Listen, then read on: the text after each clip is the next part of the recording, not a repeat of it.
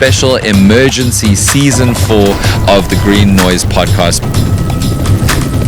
74,000 hectares of the Cederberg burnt. Life-threatening within about 30 seconds. And what happens now? A runaway fire is a different monster completely. Green Noise podcast brought to you by Cape Nature.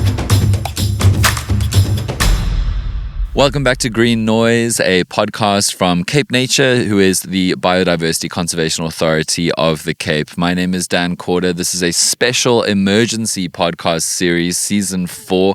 If you're listening right now, we are sitting amongst absolutely burnt out, almost like catastrophic, apocalyptic devastation from these massive fires. But you can see the difference because Algeria, if you haven't been before, has got famously lush groves of trees around the river, very, very green and kind of like fervent green, and like brilliant green, and yet right next to it this devastation. So it's the perfect place to be sitting to talk about climate change affecting the Cape and very severely affecting the Cape. And I'm so excited to have, frankly, I think just the perfect person to speak to about all of this. James Reeler, thank you so much for driving through from Cape Town for us this morning. You're a senior technical specialist in climate action at WWF South Africa. That's the pandas, guys.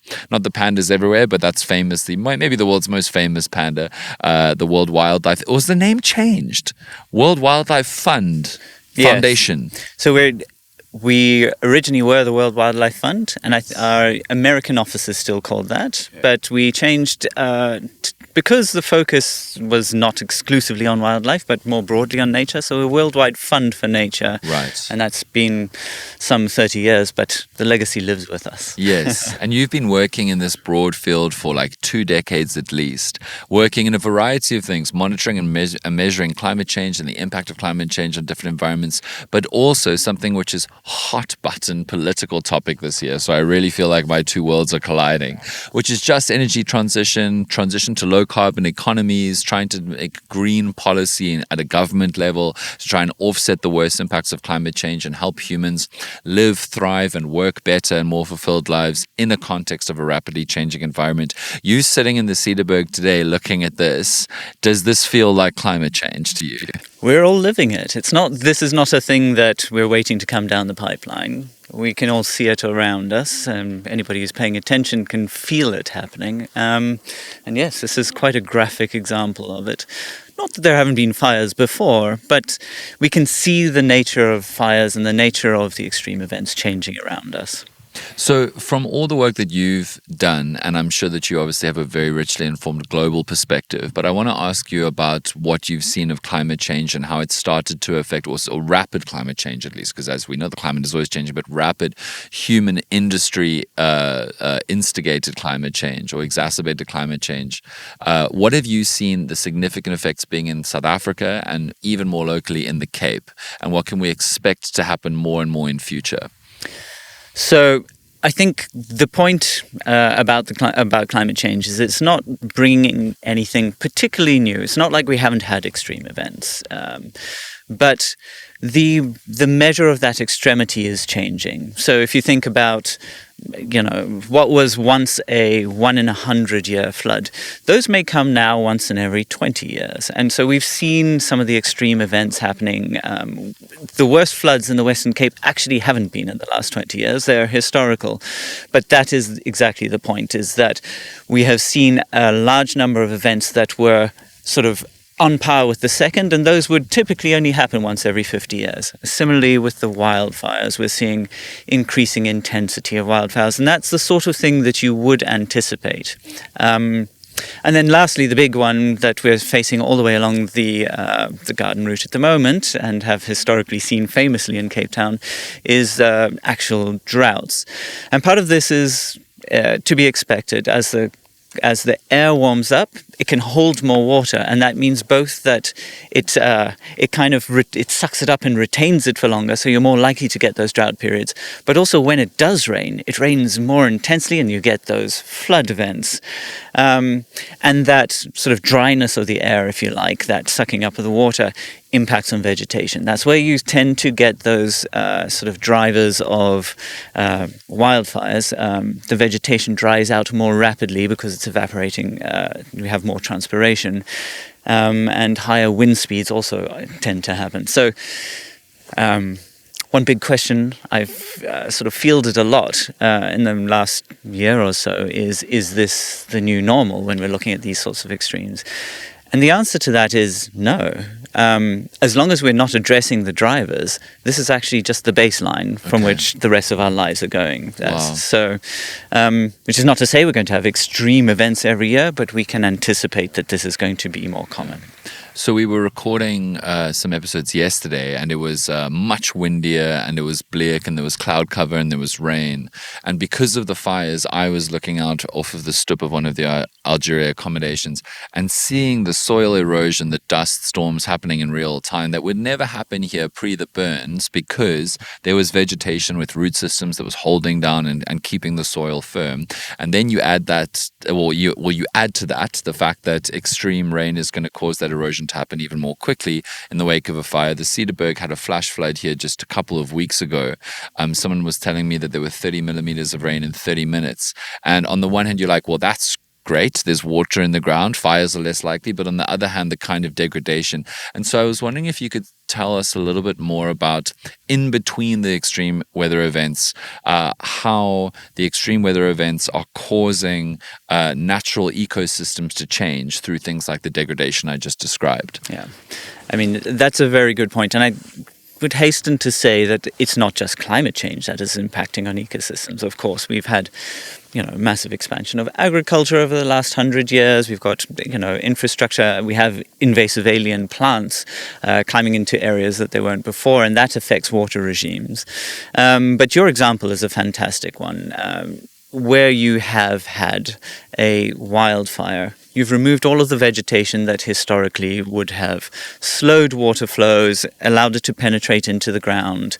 You then get sudden erosion events. But what you also get is more rapid water flow. All of the water goes down into the rivers and shoots downstream at high velocity. And so that obviously means that you have this double whammy from those sorts of events. But more broadly, what we're also seeing is the impact of these multiple drivers on the the components of the ecosystems. So plants that were adapted to a previous regime now seeing more intense wildfires. Some of those or more frequent wildfires may have a harder time recruiting the seed, and if the seed bank gets depleted, you see those plants moving out of that area. They're no longer there. Similarly, for the rainfall events, as you get the shifting of that, they then are challenged. And so in some cases, you get a narrowing of the amount of biodiversity. And when you have that, you have less of ecosystem function. It doesn't deliver as it was doing previously. And so you may get less groundwater penetration. And so you have reduced long-term stream flow. And then again, those more extreme flood events. So it all factors into a kind of a functioning system. So for the uninitiated, just quickly, I always have to be hypersensitive because I've been thinking about this so much. What is a seed bank? For the uninitiated, yeah, exactly. So it's not a place where we all store our banks, no. But in some ways, nature does exactly that. So all of the plants that are growing in an area, when they drop their seeds, some of them grow instantly into plants, in the next season or after the next fire. But some of them sit in the soil, and they can be viable for 20, in some cases with invasives, we've seen them viable in the seed bank for up to 60 years. So they sit in the soil, waiting to be exposed, waiting for that event where there's no cover above them and they can grow. And so obviously that means that when you have an area that may have all of its vegetation removed like this, there is still the potential for things to recruit and grow back. And we all, any farmer can tell you that once they've cleared an area and they let their fields sit, you'll get recruitment of those older plants after the first few years. But what's notable is if you're turning that soil year after year, you tend to get fewer and fewer different species. You get those early recruiters, but then you don't get the others. And that is effectively what we're seeing happening, as a weakening of that recruitment process. That's fascinating. I now know more about seed banks than I did when you answered that question, and I already knew what a seed bank was. So I really, really appreciate that explanation. So you obviously work in a lot of imagining how to handle a future of climate change. I know that at places or like in areas of like Cape Nature's work, they are now having to think more and more about, do we need to hire locals to maintain and monitor paths, to evaluate trails, to see the impact of flooding and wildfires? Do we need to hire more guides or train guides better to be able to understand how the vegetation and the natural biome has changed because of climate change? Do we need to hire more local people to reconstruct and differently manage different areas? And so I wonder how you are currently thinking about the opportunities for work that will and currently are starting to come about from how we need to adapt to a changing natural world. This is a fascinating thing that we have been anybody who's thinking about changing climate needs to think about. And it ties in a little to what you were talking about this sort of energy transition. Really, what are we thinking about the South Africa of the future looking like? And I think the reality and the picture that we would like to paint, that really is the essential transition, is to see more engagement with sort of systems and with the natural world. And that does mean we will still have large industries in the urban areas. It's not like that is going away.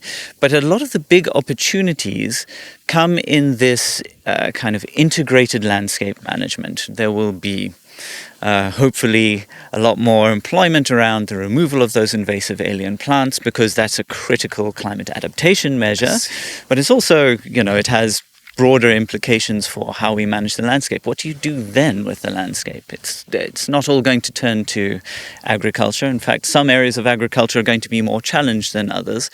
But we do see opportunities for employment in the landscape. The tricky thing is that often isn't necessarily it's not easy to finance that through commercial enterprise, right? So that may be some sort of expansion of what we've seen in the expanded public works program of sort of jobs for nature, right? Yes. And I think that is a reality that we need to try and embrace. How do we make nature work for us, but then how do we work for nature? And that does require a lot of rethinking of all sorts of policies at multiple levels. Yes. What kind of, if you were king for a day, heaven forfend, or maybe more broadly, if the WWF was king for a day in South Africa, what would you guys try to do first? The big challenge is the payments for nature, and there have been measures that have been tried. There are green bonds where you have investments, and water bonds, for instance, where you have municipalities saying, okay, we're going to invest in our upstream catchments and try and maintain those catchments. So they get money in, they do it, and then it gets paid back as a savings effectively to the municipality, and that returns. Those sort of innovative financial structures are one way to do it. But the reality is that when we're talking about planning our budget, the big focus, obviously, for us in South Africa is how do we address inequality and how do we address unemployment, right? Those are our... we talk about the triple challenge, those two in poverty. And I think we would say that you cannot develop unless you integrate a planning for climate change and for nature into the future. And that means that the fiscus must think about those jobs that you can realize in this transition process in nature. Sure. And then we need to structure our development plan around that. So that may be a little vague. The reality is that the jobs we're talking about are the sort of jobs you speak about maintaining the natural infrastructure, about clearing invasive aliens, about restoration work.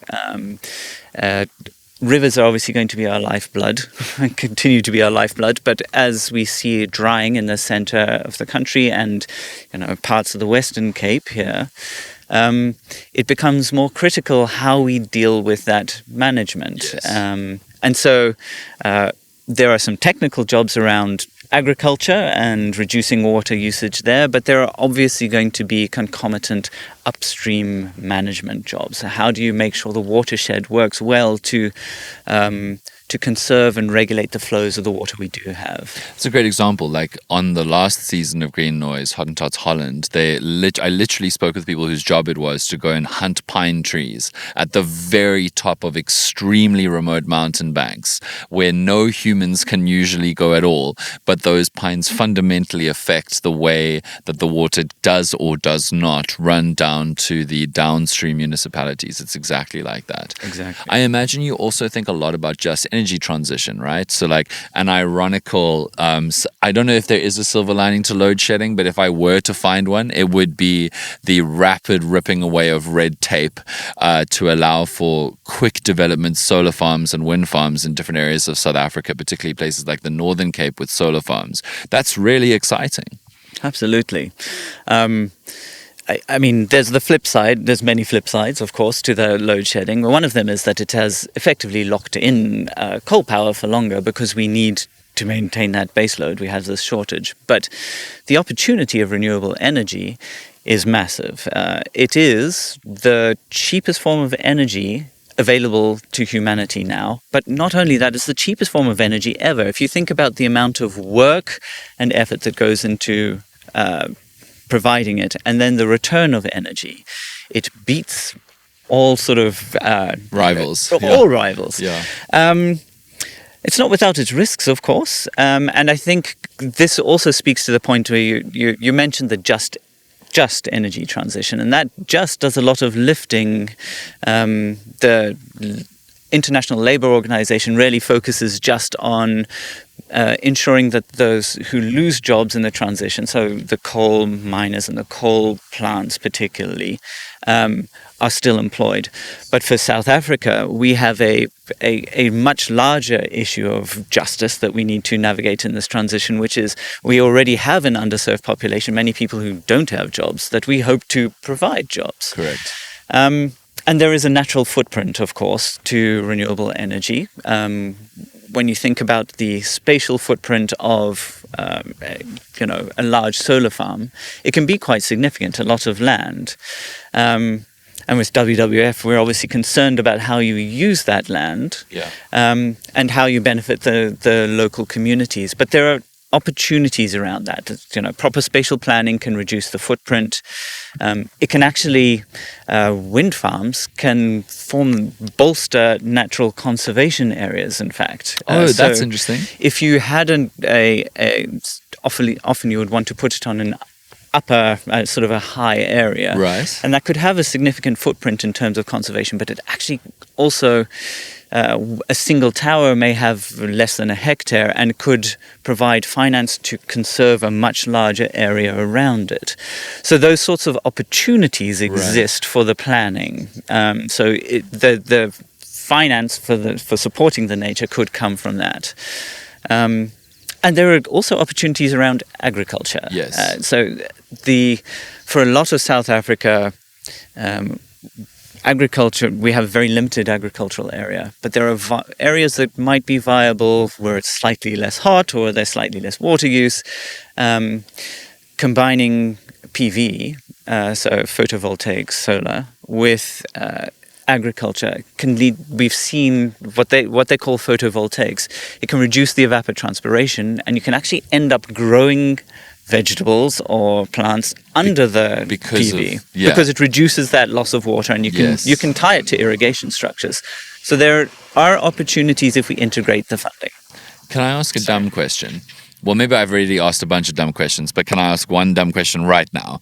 So when you were talking about conservation opportunities around wind farms, did you mean something to the extent of like the land beneath a wind turbine can be used as like a wildlife area? So, Like what can you or can't you do with the literal land beneath a turbine spinning? so the footprint of a wind farm spatially can be very, very large, right? If you think about how much space you need between the very large ones, they may be a kilometer apart in some cases. The actual ground underneath it, you largely would have to clear, but that will be typically no more than 50 to 100 meters on a side. So you've got 800 meters between them Yes. that you can use for tons So of you stuff. have a large area between them that then can be used for other purposes. Now, it can be used for conservation, and that would be a great outcome, particularly if it's in upper catchments.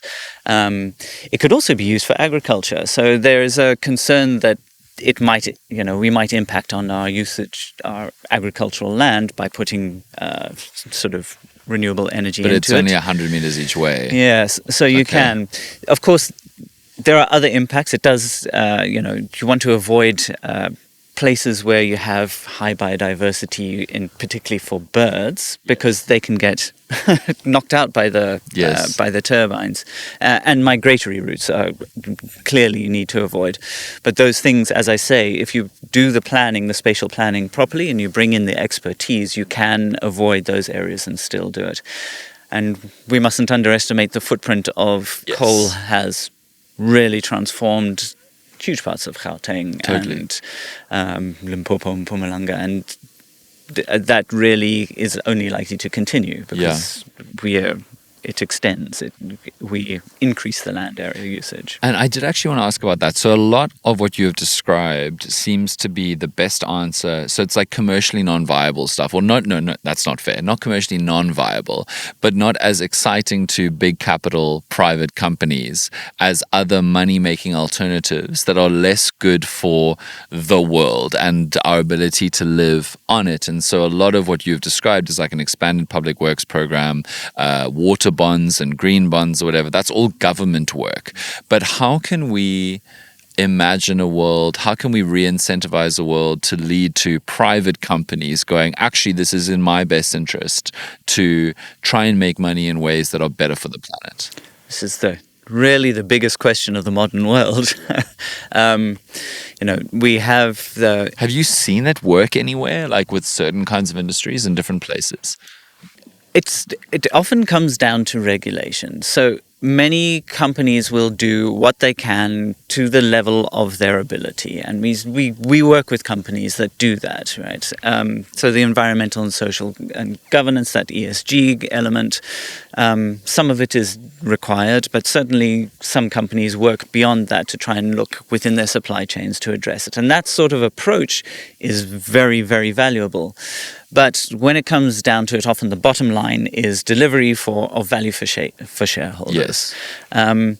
And so what is required is a regulatory space that helps to move the laggards, to make it. And if you level that playing field, then everybody is competing on a level playing field. So if everybody must think about, to take an example, their emissions, greenhouse gas emissions, and not just their own operational ones, but from scope 2, so that's from their energy supply, then the cost is the same for all companies. They're competing on a level playing field and everybody addresses it. And that's what something like a carbon tax aims to do. Yes. You can think of other instruments that would help to do that for various of the other footprints, but it's a tricky space to move for a government, because you also need to think about your international competitiveness, and this is why it comes down often to the Global multilateral appetite, global yeah. appetite, Yeah, because yeah. you're also competing on that.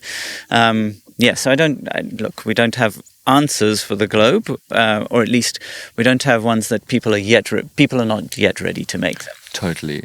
And so my final question is on the element of community and small business enterprise. Cape Nature, through doing this podcast, I've met many excellent people who have figured out opportunities to do ecotourism businesses or sustainability and like biosphere maintenance businesses and the rest, where people have gone, actually, I can make a company here that is going to do good by the planet and by my family and our financial needs. And what I've continually heard around these fires is one of the best ways to go about preventing wildfires in the future or limiting their impact is to get communities educated, informed, and caring about it and knowing what to do. To what extent, and I know people always say, why should I use a paper straw when there's a BP oil spill or whatever in the Gulf of Mexico, which I will still be calling it, no matter what anybody says about that. But yeah, what do you have to say to like everyday people watching or listening to this show in communities who feel like, can I actually make any kind of difference?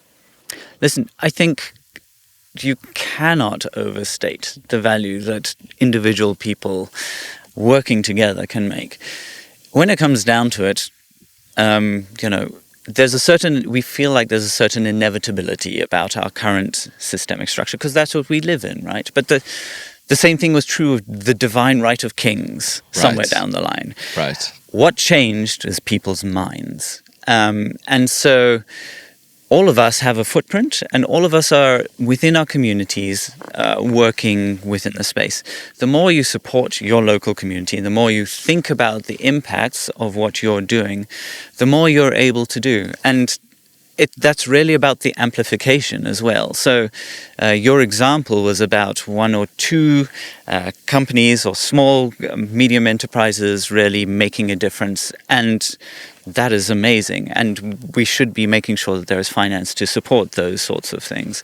But there are many more opportunities there. And those first people can really change minds. The more people that do it, the larger the mobilization. And I think that your point about the wildfire response is actually true about the global wildfire, right? We are all parts of communities that have a voice, and we can raise the voice at various levels, but we also have actions that we can do on the local level that make a small difference, but also move people to the place where we're able to make those big differences. Right. Well, thank you so much. That was a completely fascinating conversation, James. And thank you so much to you for watching and listening to this episode of Green Noise.